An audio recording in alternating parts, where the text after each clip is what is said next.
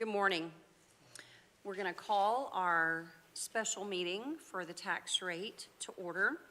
The Texas Government Code permits this Board of Trustees to meet in a closed executive session for the following reasons, among others: to consult with the college district's attorneys on matters deemed privileged by the Texas Disciplinary Rules of Professional Conduct or Government Code 551.071, to deliberate regarding real property under 551.072, a prospective gift under 551.073, certain personnel matters under 551.074, security devices or security audits under 551.076, and economic development negotiations under 551.087. If the board meets in closed session, we will announce the particular section under which we will be doing so prior to initiating the closed portion of the meeting. We will now review a proposal to adopt the 2025 tax rate that exceeds the effective rate. Dr. Burton? Good morning, Board Chair, board members, and Dr. Hensley. This is a presentation we've gone over twice before, but as part of our public transparency, we're including it today. We're talking about a general overview, our recommendations and rationale, and today's goal. The general overview. The state of Texas allows community colleges to collect local property tax. Blinn's property tax is collected from Washington County. That's our taxing district. In exchange for this property tax, we offer the residents of Washington County a lower tuition rate, 48% less than our out-of-district. Looking at property tax, there's two types of property tax that we're allowed to collect. The first one is maintenance and operations, which allows us to fund the operations of the college, and then interest and sinking. That interest and sinking is only collected if they're general obligation bonds that the voters have approved in prior years. Washington County appraiser Diane White gives us two numbers. The first number is the no new revenue rate. That's the amount of tax revenue it would take to generate the same amount we had last year. And then there's the voter approved rate. That's the tax rate above the no new revenue rate that requires voter approval. Looking at the numbers that Ms. White gave us, we have the no new revenue rate, which is 0.0404. We have the college's current rate, which is 0.0421, and then we have the voter approved rate, which is 0.0439. Looking at Blinn's funding, we have three main funding sources for our operations: state appropriations, which is 27%, student revenue, which is 72%, and then 1% to 2% property tax. All of this property tax revenue is spent in Washington County. Looking at our historical rates, Blinn has historically kept around 5 cents until about 2021, and then in 2022 we went down to 3 cents. And now, because of the state penalty that they're placing on us for having a rate below 5 cents, administration is advocating working towards that 5 cent mark. Looking at Washington County's tax rates compared to Blinn, Blinn is the lowest by a significant amount. And this graph brings that home. As you can see, the bottom, Blinn is the lowest tax rate in the county. Looking at tax rate comparisons for all the Texas community colleges, Blinn has the lowest tax rate of any one, ranging from South Texas, which is over 33 cents, all the way down to Blinn, which is less than 5 cents. Recommendation and rationale. We are recommending a rate just below the no new revenue rate of, the voter approved rate of 0.0438. The rationale for this is the state of Texas has frozen our tuition and fees. We've had a loss of state appropriation because we're below 5 cents, and that is it is $542,000 this year and $870,000 last year. The closer we are to the 5-cent tax rate, the less the state penalizes Blinn.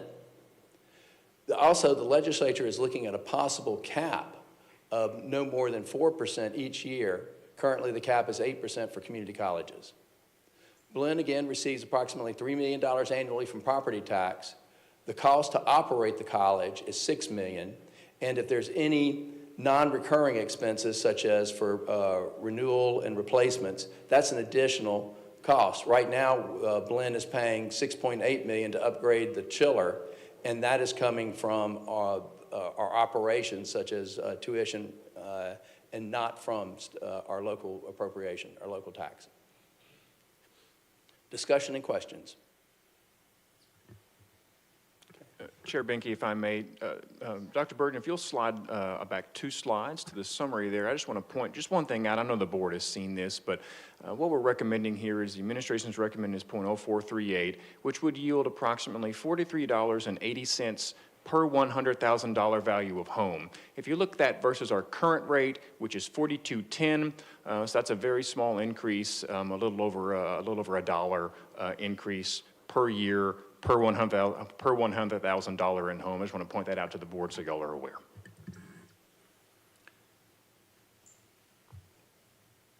Dr. Burden, if you could go back to the slide that shows the different community colleges and what their rates are, is that correct that Blinn College is the only community college in the state that is being penalized for the 5-cent rule? To my knowledge, yes, sir. Okay. Yes, sir. Trustee Colcourse, you made some very important comments at our last meeting concerning working with the legislature and the Higher Education Coordinating Board to try to alleviate that, and that did not pass. So we have tried other avenues to make up that. And I appreciate those comments at the last meeting. One of the things that you said on one of the other slides was that we're allowed to collect taxes. It doesn't feel like we're allowed. It feels like we're being forced, and at a rate that the state is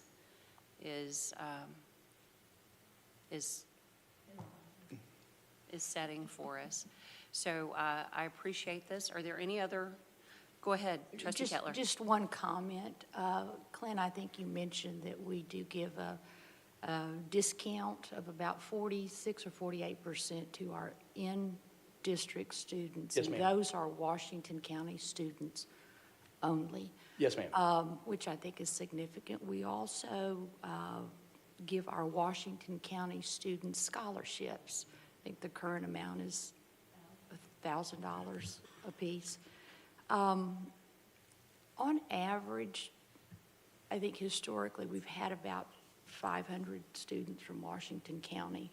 Am I correct on that? Yes, it's roughly 500 students, a little under that, but it's roughly 500 students per year across the district from Washington County. The savings on that, Clint, what is the break per student on in-district versus if they had to pay the full, if they were out of district? What is their, you know what I'm asking? Trustee Kettler, what you're asking for is what's the per semester hour charge? The in-district per semester hour charge is $64 per semester hour. The out-of-district charge is $123 per semester hour. So if you're looking at that right there, it's $64 for in-district per hour, $123 for out-of-district. So I'm just getting at that as a significant savings. If we save our students in county about $2,000 per student, which I think it's somewhere around that, and we've got 500 students, our Washington County kids are saving about $1 million a year. We're helping them save that from Blinn College. So. And then you throw in the scholarship on top of that. So. That's correct, yes. Very good, thank you. Any other comments? The only comment that I would make, going back to the same chart, is that, you know, the Higher Educating Coordinating Board didn't really help us to try to get that penalty waived. And you can see why. we're the only college that is affected by that. So just an observation. Thank you. I have one observation. I think that nationally, as we're concerned about this generation of young people, one of our missions is to provide an affordable education to all students. The product in return that not just the Burnham campus, but the Blinn district overall gets in terms of the development of future nurses, vocationally, future people in that profession. I think $1 per $100,000 value to invest in our children, because when we make these decisions, we got to always realize it comes back to young people and their families. And as a man who I believe in putting my money where my mouth is, my son is a student here, and I value highly what the chancellor and his administration and our teachers and our entire staff has done to help uplift the labor force and develop quality young people. So I think this is not spending money, this is an investment in our future. Okay. Any other information or questions, comments? Thank you, Dr. Burton. Next up would be the hearing for public comment. I have one person who has signed up for public comment, Katie McCracken. Would you care to come to the podium? Thank you for being here. Thank you, ma'am. Thank you, gentlemen. A quick analysis, going back concerning the tuition per student, which is at a very low rate. Those low rates, though, are in class only. They don't include the computer or online courses, which we have to pay full tuition, whether you're in district or not. So there's that. My question is concerning the state and the penalties they're putting thereof. My question is, what is warranting the state to put a penalty on Blinn's tax rate, especially since it is the goal of Blinn to try and keep school affordable? I will respond to that. Thank you. Just so you know, the trustees can't respond back in public comment, but staff can, so I'll Okay, awesome. respond Thank back. you. So on the first, on the tax rate, 2 sessions ago, the legislature passed House Bill 8, and it requires it sets a 5-cent tax rate as the minimum tax rate, and that's what it generates the formula for. And so if you have a rate less than that 5 cents, it's overinflating your tax dollars, and therefore that's the penalty we're receiving from the state, which was $870,000 last year and a little over $550,000 this year. So because our rate is less than that 5 cents, the state is dinging us because we're not at that level. Okay, and this was just recently 2 months ago? 2 sessions ago, that was 2 sessions. years ago that Okay, was excuse passed. me. Yes, and Okay. we tried to change that with the legislature this session, and the coordinating board was opposed to that change. Okay, all right, thank you. Thank you. Thank you. We're going to move on to item C, announcement of date, time, and place for the vote on the proposed 2025 tax rate increase, and that will be immediately following the adjournment of this meeting.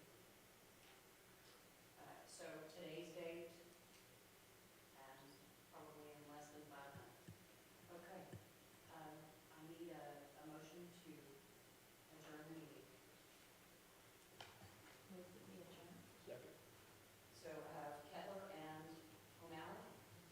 Thank you both. All in favor? Aye. Opposed? This meeting is adjourned. And it is 9:44. Are we ready to move directly into the next meeting? 20 seconds. 20 seconds, okay. I apologize on that.